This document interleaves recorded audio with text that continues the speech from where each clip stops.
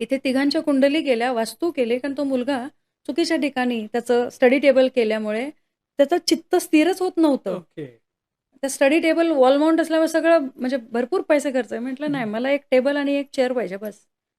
मी सांगते तिथे बसवायचं. ओके. मी म्हटलं, "बाळा इथे टाईमपास करायला बस सध्या आणि तुला वाटलं ना, की हं. मला इथे बसून अभ्यास करायचा तर मला सांग. तर मी ओह! तुला ओके देणार." ओके. ओके. क्युरिओसिटी निर्माण केली मी. हं. दिस इज हाऊ आय हँडल. आणि हं. हे अशा प्रकारे आई-वडिलांनी पण हँडल करणं गरजेचं आहे.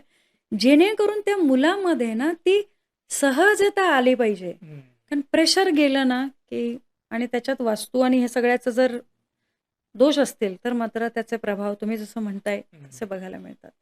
कारण ओके. काय होतं ना, अपेक्षा, अपेक्षा, अपेक्षा, अपेक्षा मग त्याला वाटतं विचार मी नाही केलं तर मी नाही केलं तर मी नाही केलं तर हं. ती बुजरेपणाची भावना येते. बरोबर.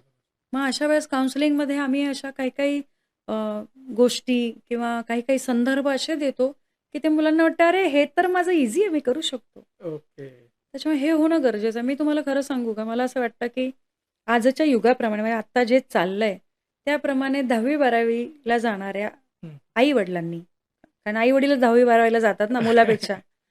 म्हणजे मी नेहमी माझ्या मैत्रिणींना पण सांगते, की माझी 12वी परीक्षा आहे हां. ओके. माझा 12वी अभ्यास चालू आहे. हं. सो दे अल्सो गेट काय बोलते ही?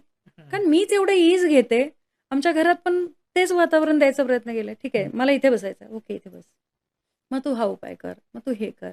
मग तू ओके. हे कर. मग हे कर. तर तो कम्फर्ट देता आला पाहिजे.